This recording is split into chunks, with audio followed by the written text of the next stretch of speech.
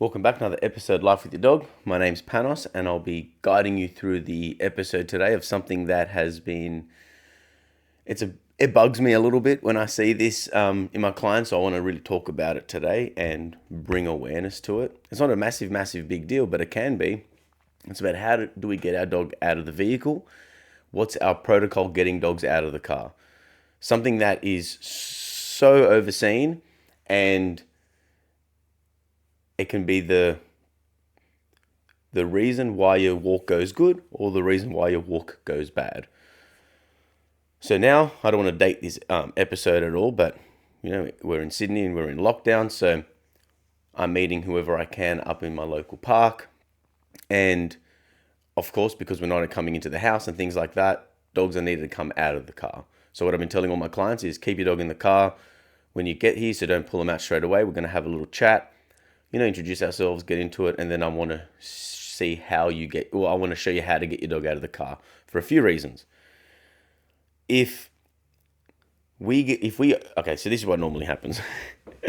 We get out of the car, the dog knows what's happening, they hear the sound of the keys, the handbrake, the seatbelt, the door, so these are all conditioned responses for the dog to know, oh my gosh, the walk is about to begin. They get really excited, they get overexcited, and we get to the back door, we open the door, they grab the lead, dog comes out, starts acting like the Tasmanian devil outside of the car, gets overexcited, jumping all over the place, jumping on your car, you're trying to close your door, grab your stuff, lock your car, and then we go for this walk. The dog drags us to the closest tree to do a pee or something.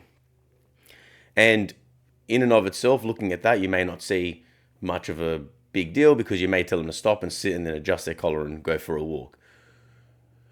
If we overexcite our dogs at the beginning of the walk, if we leave the car an 8 out of 10, we have an 8 out of 10 pain in the ass already to begin with. So what we want to do is we want to settle our dogs before they even exit the vehicle. And this is where we work on our release commands and we teach them what the right protocol is. Not just for safety, because of course your dog comes out of the car in a rush, you get pulled over, your dog jumps on somebody, he runs out onto the road, your dog may jump out so fast and slip and injure themselves. There's a myriad of things that could happen.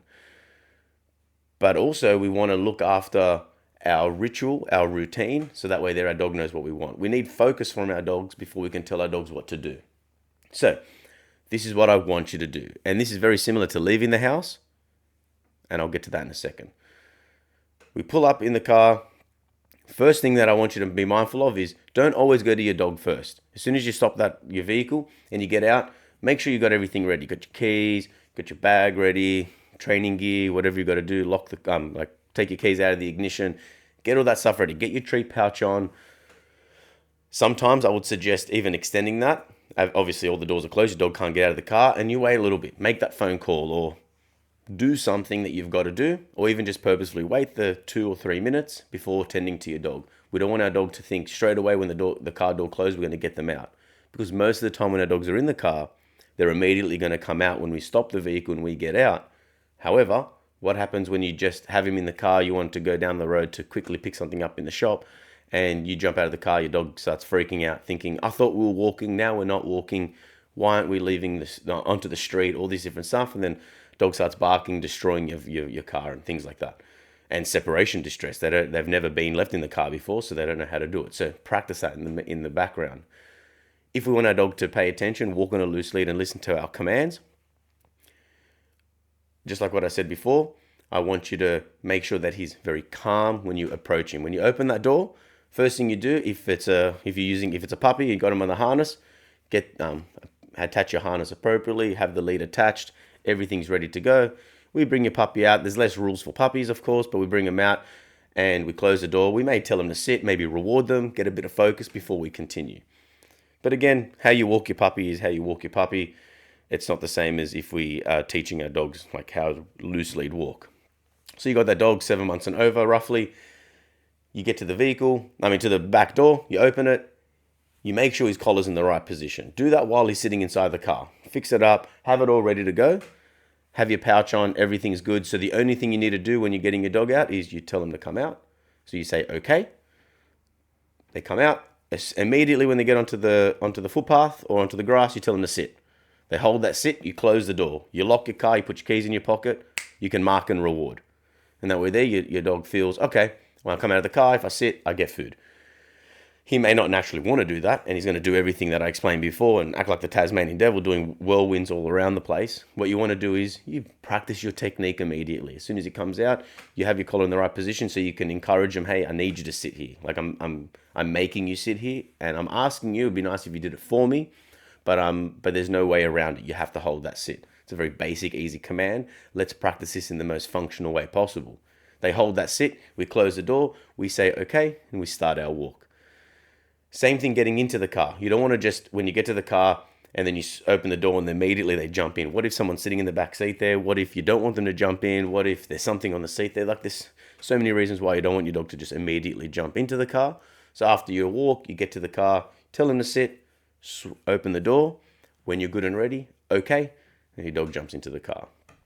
I would normally suggest when you are traveling with your dog, either to have him in the back seat and on a harness and attached. What I like to do when they're in the car is I like to attach their lead to their harness, but I make the end of the lead like a slip lead, so I get part of the leash and I put it through the loop, and that way there I put it over the headrest. It's generally very strong, and I like to keep the the leash higher on the headrest, so if your dog does a little spins and moves back and forward, it's not getting tangled around their legs. Where I find where we put the seatbelt and the leash attached to each other, your dog starts walking back and forth, does a couple of circles, and the lead's attached and wrapped around their legs. You hit the brakes, they can't save themselves, they fall over, they hurt themselves. So keeping that collar, that leash a little bit higher, but also having it up higher makes it easier. So when you do go to your dog in the car, you're not having to like move their legs and push them over. You can just open the you can just take the leash off around the headrest there. Make sure you lasso it. You don't like tie it, make a knot or anything. What I mean is, you get the loop and you put a bit of the leash through the loop, so you may have made a slip lead. And that makes it a little bit easier. Also, if you crate train your dog inside the car, then that's even better. Have him in the crate in the back there, and then the same thing goes. When you get to the crate, open the crate, you adjust the collar, you attach the lead, then we say, okay, we don't adjust outside, because think of this. Your dog's reactive to dogs, or your dog's super excited about dogs, or loves people, or chases birds. If you bring him out of the car, and while you're thinking about locking it and trying to grab this treat pouch and fix the collar and put it in the right position and adjust their harness and all that sort of stuff, in that moment, if a dog walks past and your dog lunges and bites that dog, or chases a bird that's flown away across towards the busy road, and then your dog tries to jump in front of a car, there's just too many things that can happen in that transition. Transitional spaces, places where we're coming in and out of the door, going from one room to another room, and coming in and out of the car. These are called transitional spaces in self-defense. And for people, this is where a lot of people have to exercise their situational awareness, because that's where a lot of people get robbed, or bad things can happen to them.